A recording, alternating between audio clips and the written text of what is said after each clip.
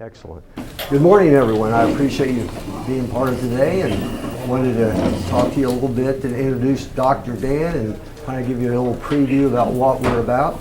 To live well, I think it's important to understand that wellness is an integration of your mind, your body, and your spirit.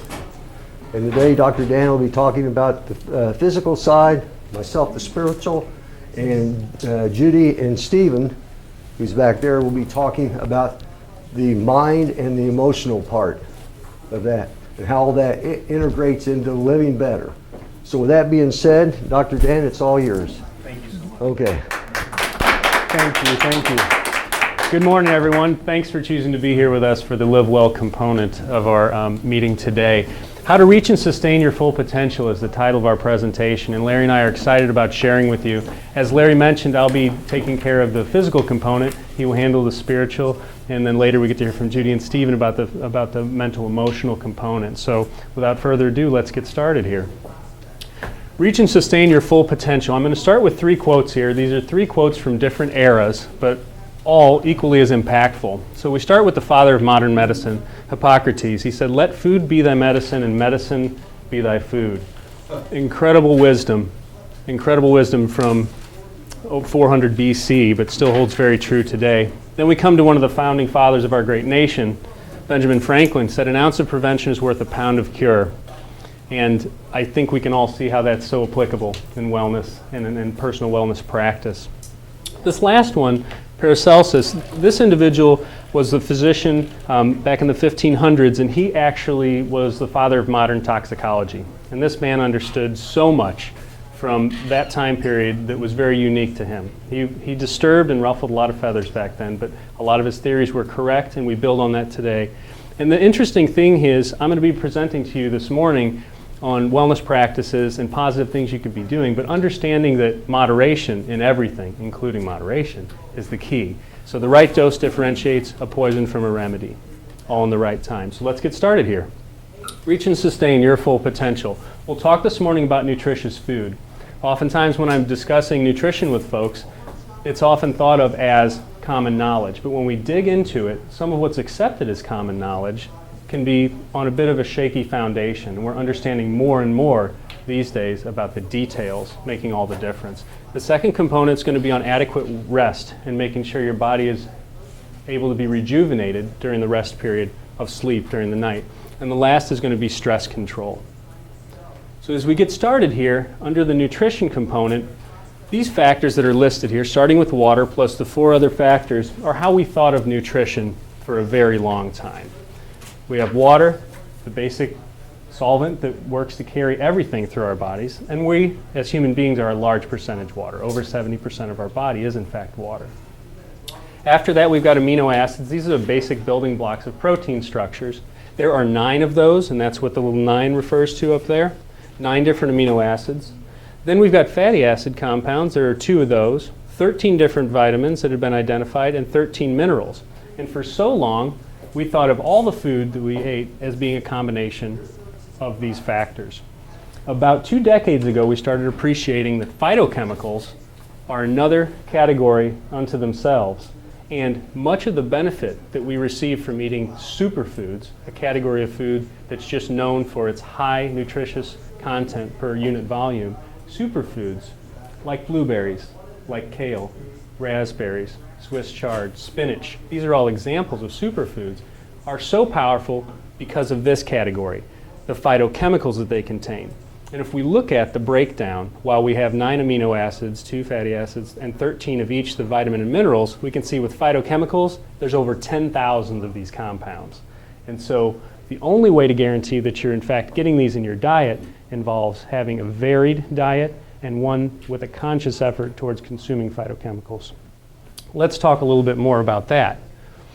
Kale is my poster child for healthy eating, okay? Kale is an incredible leafy green. It does have more iron than beef per unit volume, more calcium than milk, and 10 times more vitamin C than spinach, okay? This is a superfood through and through. I'm going to be giving you an example this morning of a superfood smoothie that you can make in the morning to make sure you're getting these micronutrients. The benefit of this is twofold. We're getting breakfast in, which is a meal that's often missed for folks, and in my opinion, it is the most important meal of the day. You're literally breaking that fast that your body's taken over the night, and you're energizing yourself and setting your metabolism for the day, okay? When you do this in a superfood smoothie form, and you can do this most days of the week, you're going to guarantee that you get the micronutrients from ingredients like kale, okay? So let's move forward and talk a little bit more. Macronutrients are the categories that we often hear of when we're deciding what area to place foods in. So we hear about proteins, fats, and carbohydrates, okay? And these categories are used to understand the units of measurement, which is the energy held in each of those compounds. That's the way I want you to think of it. For a long time, beginning in the early 1980s, in fact, until very recently, fat was thought of as a bad compound. Fat-free everything became available. And what we saw during that time period, those couple of decades through the 80s and the early 2000s, where that was really adopted, that style of thinking, what ended up happening was obesity rates tripled. And so there was something wrong here. We weren't exactly achieving the end goal. And it has a lot to do with the body and the reflexes the body runs off of. But the take-home message for all of you here today is fat is not the enemy. And these percentages are variable. We want to cycle through ratios. I don't want you to think that you have to eat a fixed percentage of your diet all the time in any one category, but this just gives us an idea of what our ancestors ate in order for the human species to continue and prosper. So macronutrients are the proteins, fats, and carbohydrates. I have another lecture that will be videotaped and up on the E4U website sometime next month, and we'll go into the details on these subcategories and how to deal with those. But for today, we're going to take a step further into the micronutrient component. These are the phytochemicals, the compounds found in fruits and vegetables, and these are some of the, just an example of some of those compounds that cause these nutrients to be, or to cause these foods to be so nutrient dense for us. So we've got polyphenols, terpenes, sulfur compounds, and then saponins. And in this case, we look at these micronutrients in an interesting way. Oftentimes, these micronutrients are present as a protective mechanism for that given entity.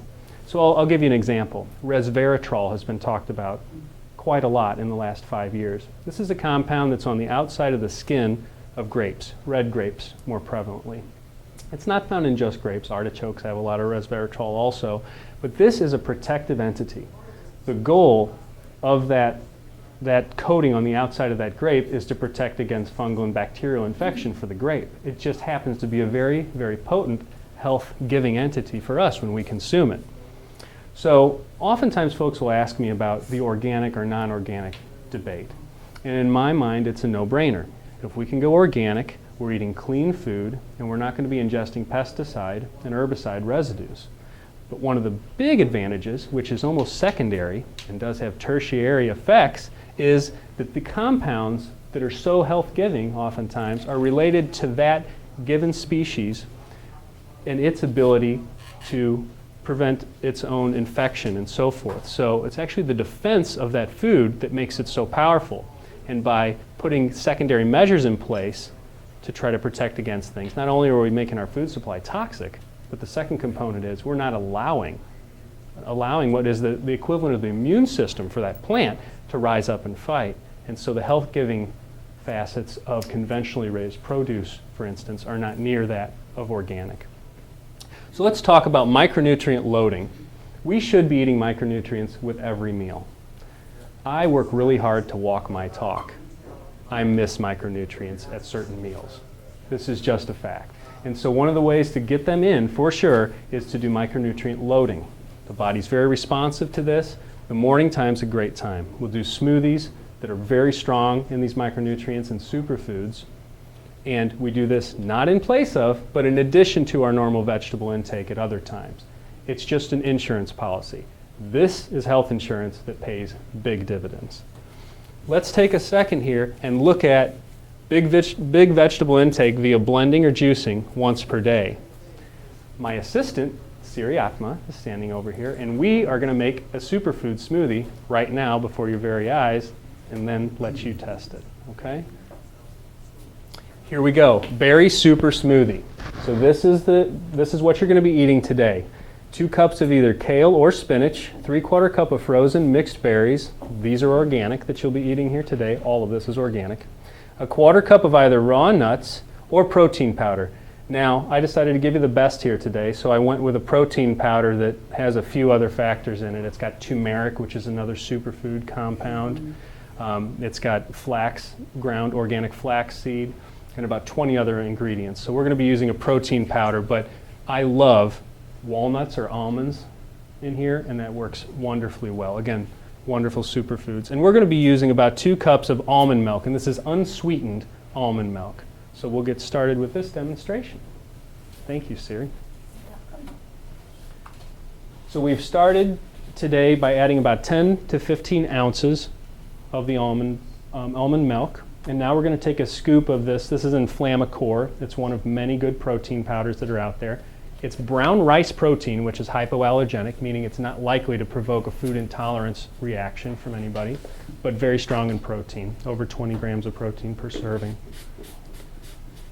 And then we've got organic spinach, which will be placed in here.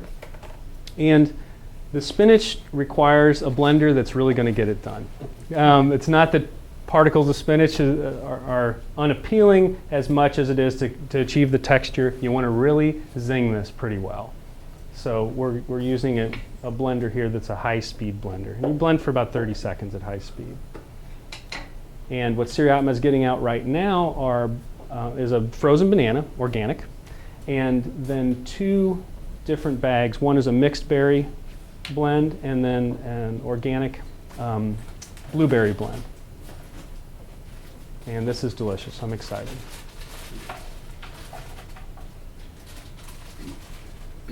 While she's finishing up here, I'll also mention, I talked about juicing. Juicing is a fantastic way to load up on vitamins in high quantity. It's great. The one downside to juicing is we expel all the pulp and much of the fiber when that happens. So if you think of juicing as being medicinal and supplementing the body through nature's supplement, which is the vitamins and minerals in that juice, that's fantastic. But we don't want it in place of vegetable or fruit intake. When you do a smoothie like this, you get the benefit of all the fiber, all the benefits of that food. It's just blended into an easy to consume package. So we'll get started here. And you crank that little dial. Perfect.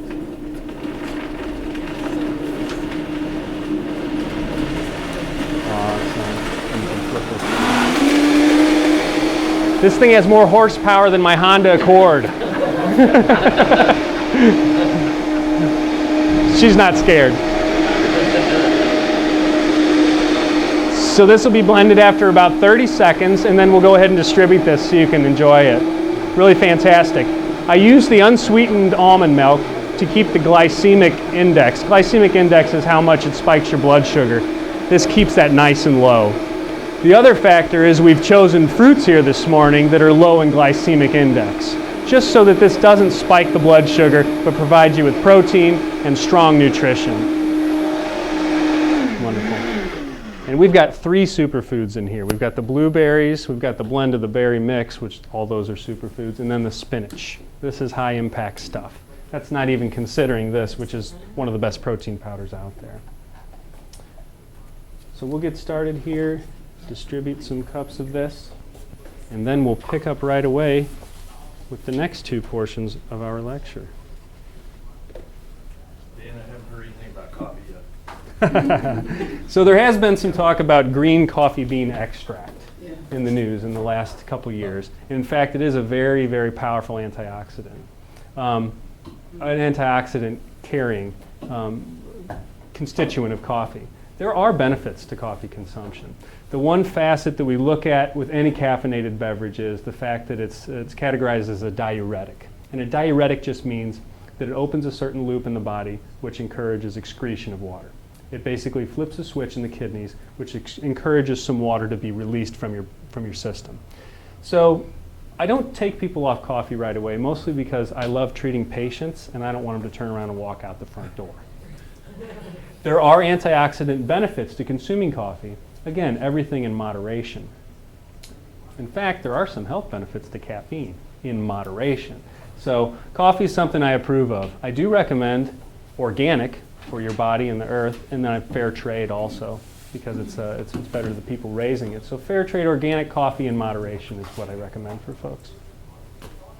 And we'll start passing out some of these. You're welcome. Absolutely, my pleasure. Thank you, Sarah. Let me rest. Thank you. I think we're good. So, berry super smoothie. Does it taste too healthy? No. It is too healthy in a good way. Okay. The next thing we're going to talk about is proper hydration. How much of this would you typically do as a breakfast? Great question. So about 10 to 12 ounces of that would be considered enough intake to be considered a meal, because we've condensed things. When you're using a high-speed blender like this, that's chewing the food for you beforehand. So if you could see what's being condensed down there, that's a good amount. You could consume up to 20 ounces of it. Much above that, and you're going to be loading what would be considered a meal and a half in there, which I've done before. Sometimes you get too many blueberries in there. And is it okay to put some stevia or something like that? Great question. Stevia is the only sweetener that I recommend. That's the only sweetener that I can recommend that's considered an artificial sweetener or a substitute for sugar, because it's not a chemical, it is a natural compound. So great question. Stevia is wonderful. Thank you. The next thing we'll be discussing is water. Every system in your body does depend on it, and it is the solution with which everything works. So just hydrate adequately. I know I'm telling you something we already know, but beverages like coffee or tea that contain caffeine, fine, consume them. Green tea is incredibly, incredibly healthy for us, but don't consider that in your water intake for the day. Your water intake has to be above and beyond that. And here's a ratio that we often recommend for folks. It's to take your body weight, stated in pounds, for me about 180 pounds, and I half that. So it's 90, and then I'll restate that in ounces. Okay? So about 90 ounces of water is perfect for me in a day. It's a rough guideline, and then the diuretic effect of certain substances, meaning that water excreting effect of coffee, means you just don't count it. You don't say, okay, I've drank 70 ounces of water today, I'll drink the remainder of 20 ounces of coffee. It has kind of a net zero effect because you excrete a lot of that. I would say that iced tea has the same effect too. Thank you for sharing. Yes, you're absolutely right, and iced tea does have that same effect. The next facet is elimination. When I talk about elimination, I'm talking about the waste, the human waste from our body. And in my practice, this is an everyday discussion. Folks sometimes get squeamish when I start asking questions, but trust me, it's a fact of life, and it's something I deal with all day, every day, and I need to help you understand that proper elimination is crucial. So we do supplement in my practice as needed to normalize elimination. We want at least 1 bowel movement a day. Up to 2 is ideal. Don't turn to laxatives. There's natural ways to achieve this. And oftentimes there's an imbalance there, either in fluid level or certain mineral levels that we can correct. And there's some very inexpensive ways to do this. This is good supplementing.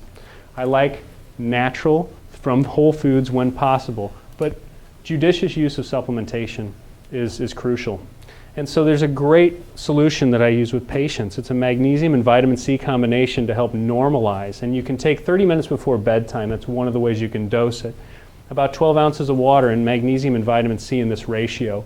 About 400 milligrams of magnesium citrate, and then 2,000 milligrams of vitamin C. And this is a great way to get things going. And folks tell me time and time again that the next morning it was successful. Here we move into the rest component, okay? The deep restful sleep that we achieve during the night is one of the most important factors in terms of our overall wellness and our ability to perform personally and professionally in our businesses. This is a great schematic. It has a lot of detail, but I love it because it actually shows the interface that I'm going to be talking about. The circadian rhythm is the concept we're speaking of, and this is basically our sleep-wake cycle and how it correlates to daylight and darkness at night, okay? When we live in concert with this rhythm, our body finds a natural biorhythm, and it normalizes many processes in the body. Our ability to deal with stress is greatly, greatly amplified in terms of our compensatory mechanisms, and it helps to normalize weight, and it helps to normalize other physiologic function in the body. So it's actually that the light input that comes into our brain and meets up in deeper structures of the brain, moves back to a gland known as the pineal gland. This is a tiny, tiny, smaller than a pea-sized gland in the center of our brain, just above the brainstem and medulla region here. This structure is what secretes melatonin. Many of us have heard of melatonin as a sleep aid, and it works great in a supplemental form, but our body produces and releases melatonin naturally based on light exposure. Okay? And so when we look at this interface, we see that this wavelength of light that's found very naturally in our outside environment is what initiates a reflex that blocks the release of melatonin. So daylight, when we're out there, initiates this reflex being blocked. And as night sets in, this reflex is no longer blocked and melatonin is released into the system. And that's what's being displayed here into the bloodstream as represented. So let's talk a little more about the circadian rhythm. Now, in your workbook, you have a handout that has some guidelines on setting the circadian rhythm. Okay, so know that what I'm going to cover up here, these next slides, are in a permanent form and they're for you. Maintain a regular bedtime. This is so important. Okay, and the exact bedtime is up to you. But sometime between 8 and 10 is considered ideal. Okay, it doesn't have to be this every single night. Go out and have fun on the weekends, stay up a little late, that's fine. But if most of the time you're hitting your bedtime on a regular interval, that's a good thing. Second, a routine. This can be as simple or as complex as you need it to be. It can be drinking 10 to 12 ounces of water and then walking to your bedroom and laying down and going to sleep. It can be that simple. Or it can involve a half hour for reading, a relaxing bath, shower, whatever it takes, but just have a routine that's set there. Here are some of the supportive factors: warm bath or shower, aromatherapy, light reading, listening to music that you find soothing, and then a warm caffeine-free beverage. Chamomile tea is a particular herbal tea that's helpful for sleep and relaxation. Screen time is not recommended. This is big. This is the single biggest violation in our modern society. And I'll stand up here and tell you, I have to fight the urge sometimes to pick up my iPad or pick up my phone late at night. But this is huge. And why? We saw on the previous schematic the light input into the body. Well, that's natural daylight, but that can also be light from a screen. Okay? And our body will actually respond to that light projected from the screen and that electrical input as a disruption. And it disrupts the melatonin release. So when you say light reading, it's a book, not your iPad. I'm very glad you said that. That's exactly right. We'll go back to the paper for this. And the other devices that are out there that mimic paper in terms of the way they display. There are electronic devices, I think, that you can read from that don't have that strong light component coming out. An outside light that's lightly reflecting on there is going to be much less disruptive in terms of something emanating light into your eye. Great question. An environment should be quiet, dark, comfortable, and cool. And of course, my background is in physical medicine as a chiropractor, so a firm mattress and supportive pillow are appreciated. No work, only sleep, and sex in the bedroom. We don't want anything else in there in terms of screen. Screen time is 0. Food and beverages at bedtime, finish your eating at least 2 to 3 hours before going to bed. This is a big one. You're done digesting physically because at night we digest mentally. As we lay there, our body unwinds the day that we've lived and preps for the next day. This is big. This is also big. Oftentimes folks feel that a little drink right before bed helps them sleep better. The physiological studies are conclusive that's not the case. Enjoy a glass of wine with dinner, for instance, red for the resveratrol, and then make sure you're done doing that about 2 hours before bedtime. Let your body feel tired. Exercise regularly, preferably in the morning. That helps to initiate that circadian rhythm being normal, okay? And you'll be tired by the end of your day. Limit your naps. These details are in your workbook. Go to bed, ready to sleep. Again, details in the workbook. Download these worries well in advance. A good friend taught me this. Set a notepad next to the bed, write things down on there, and you've just downloaded it from your mind. This is even if you wake up at 2 in the morning, 3 in the morning, you can download at that point. There's no one-size-fits-all supplementation protocol, but I just wanted to mention this. Supplementation does make sense. It should be guided It should be guided by your individual needs, though. There's no one size fits all for supplementation. What you're looking for are areas that are missing in your diet and moving through that accordingly. So reaching and sustaining full potential. Nutritious foods, we want to think micronutrients. Adequate rest involves respecting that circadian rhythm. And then stress control, we've got to interrupt that stress cycle through relaxation response. So think of your food as medicine. Receive vitamins, minerals, and micronutrients from whole foods where possible, as we demonstrated here this morning. And then circadian rhythm, respect, and support. Control that stress. Yoga or meditation, quiet mindfulness, and prayer work fantastic for this. And now I'd like to turn over to my friend Larry Lucan, who will help us through the spiritual component to wellness. Thank you all for your attention. Appreciate it. Thank you. Thank you, Dan.